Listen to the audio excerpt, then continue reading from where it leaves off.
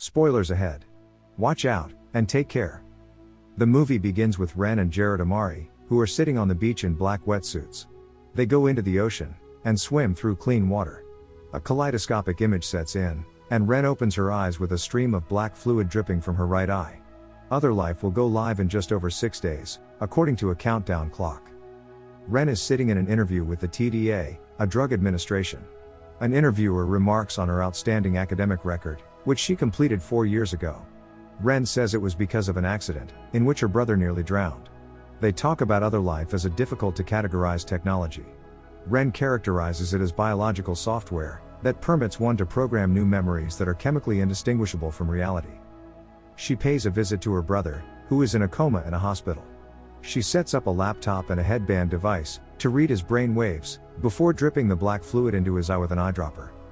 She then gets on a train, where she ignores a call from her father, Robert, a professor, and arrives at a crowded workplace. Byron, a co-worker, advises her to clear the approvals in her queue.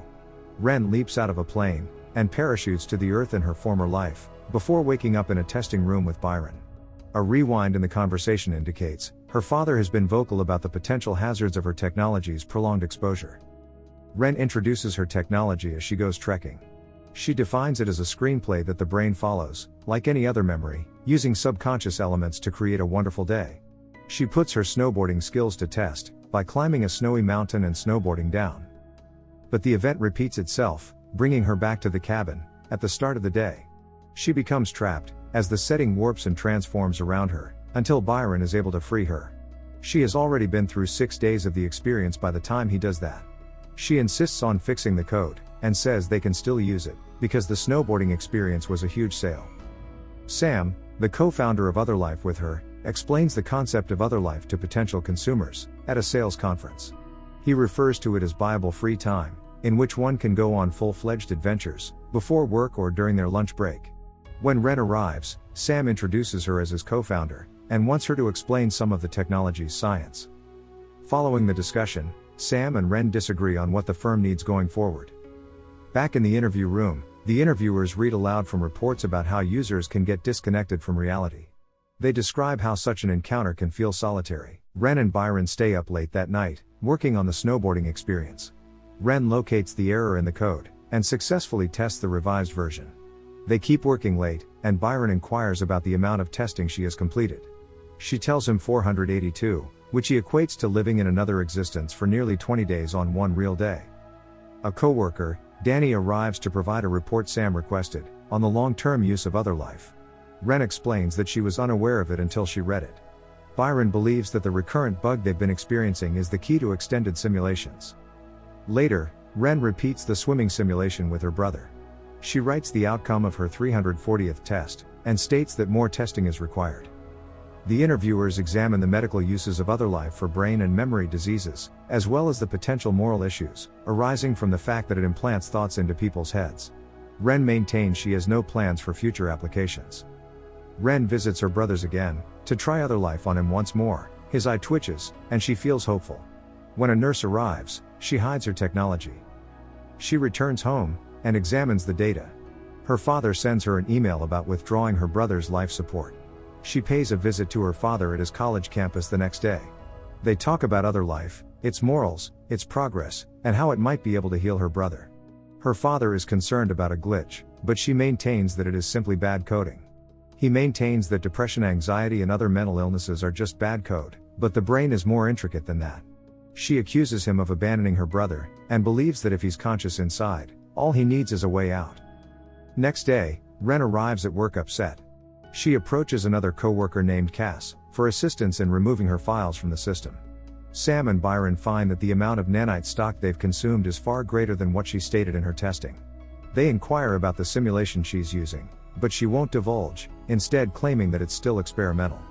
Byron departs, leaving her alone with Sam. He recommends that Other Life be used as a prison, to rehabilitate people and allow them to serve their sentences in minutes. But Ren refuses, and Sam becomes enraged, yelling at her to return to work on the actual product. She walks away and meets Danny outside. He attempts to figure out what's wrong, but she refuses to talk about it. Instead, they leave and make love. She then shows him her snowboarding skills. When she checks her phone, Danny takes another dropper from her purse, and tries it, mistaking it for the same snowboarding experience. Instead, he receives one of her experimental ones, in which she swims alongside her brother. She calls an ambulance as he begins to have convulsions, and refuses to wake up. The countdown clock is just under 5 days away from product release. Ren and Sam consult with legal counsel. She corrects them when they refer to Otherlife as a drug, pointing out that it is actually software. Sam goes to speak with Ren alone, and inquires about the incident that killed Danny. Every other experience had been thoroughly examined and authorized, but only Ren had tried that one. To avoid sending her to jail, Sam arranges for a compromise. Rather than having charges filed against them, she would agree to be a trial patient for a 1-year detention in Otherlife. He pressures her to do it, in order to keep the company alive, but she refuses. He insists that a minute of her life is preferable to the alternative, and she agrees. They and a few more officials enter the testing room. When Byron sedates her, she awakens in a small room with a screen, and the enormous numbers 001 on one wall. She hears the electronic buzzing from the digital number. A sleeping pad, a toilet, a tablet and stylus, and a hatch for food, water and amenities are provided in the room. She works out, eats, and takes notes on her tablet on how to improve the place. The light flashes red, and the number changes to 002, when the cell is reset for the day. She recalls swimming with her brother, losing him, and seeing him wash up on the beach on the 5th day. As the days pass, she begins making notes about people who have awoken from long-term comas, and what sparked their recovery. She debates with herself about whether her brother is indeed dead, and whether she can bring him back through programming. She watches as the lights turn red on day 365, but the room then resets to 001. She panics as she realizes the departure routine has failed. She yells and begins smashing stuff. She eventually falls asleep in the wrecked room, but she can hear the wind whistling. She opens the hatch, and pushes her way through a breach. She finds and tears a plastic sheet through the breach, and climbs through into a warehouse-like chamber containing her plastic sheet-covered cell. She discovers food and water stockpiles, as well as a monitor room and a guard station. When the guard comes to his desk and sees her, she grabs the keys and a coat, and flees, stealing a truck to get away. She ends up going down a crowded street, discovering ads for Otherlife, and encounters people everywhere. She returns to her workplace after calling the hospital to inquire about her brother, and goes shopping for new clothes, and comes upon a magazine cover with Sam's face on it. When she goes to the police, they discover that there was a missing persons report made for her, but she was also registered as having residency in Italy for the previous year. She tries to explain what happened with Otherlife, including the fact that she was one of the founders. However, the cops uncover no evidence of any charges filed against her. When they proceed to investigate the cell, they discover nothing but ruins.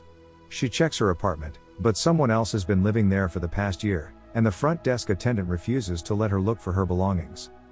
Meanwhile, Sam comes, promising that he would come as soon as he heard and get her to a safe place. Ren tries to avoid Sam, who is refused entry to the building by the front desk employee.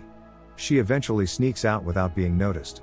She goes to seek assistance from Cass, who allows her in, and provides her with something to eat. Cass adds that the other employees assumed Ren had cashed out and gone to Italy. She then meets Danny again. Ren, Cass and Danny meet at a restaurant, where Danny recounts his experience in the swimming simulation, in which he felt as if he was drowning. He woke up in the hospital, but after a week of testing, he was fine.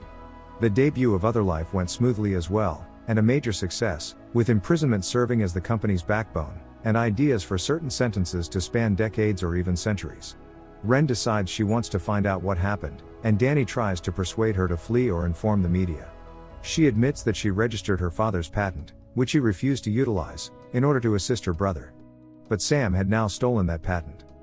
Ren and Danny sneak into the Otherlife building, using Cass's ID badge, to seek out her data. When they get to Byron's office, Danny restrains him, so Ren can use his terminal.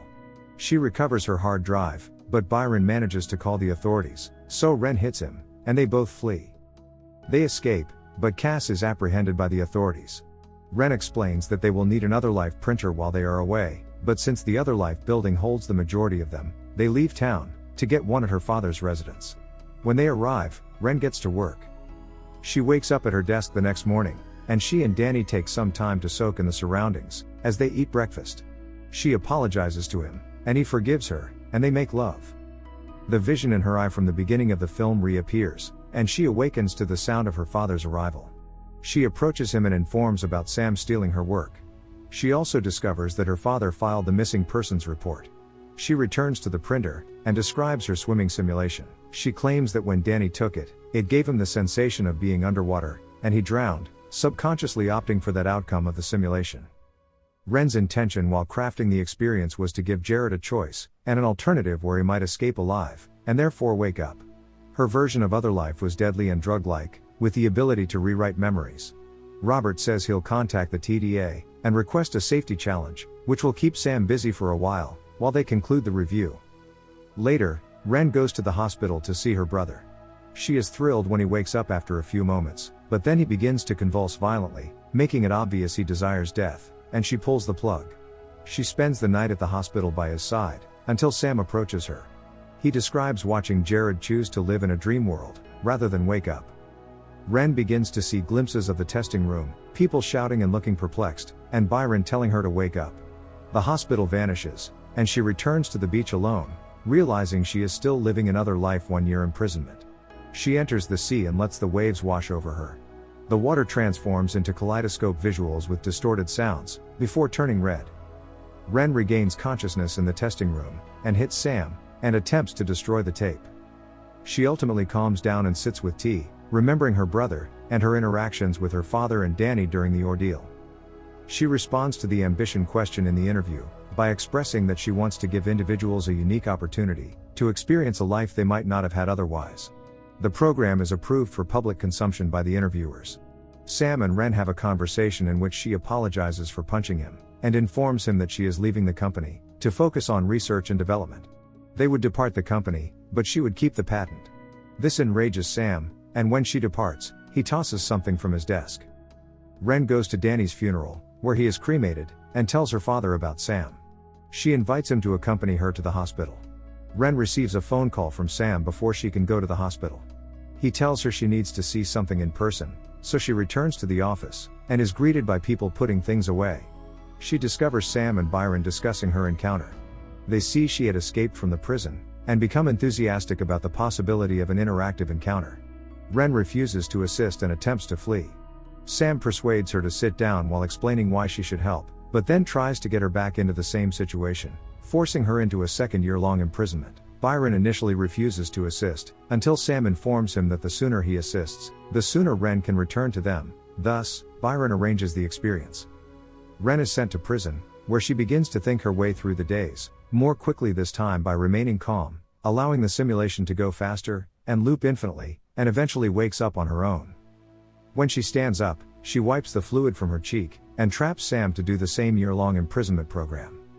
Ren and Byron watch Sam continue through the days, until the system glitches, at which point they understand they must wake him up. But she refuses to do so, until he has completed all 365 days, plus a few more days, so he understands the agony she herself felt when the countdown reset to 0. They leave Sam to sob in his chair when he recovers.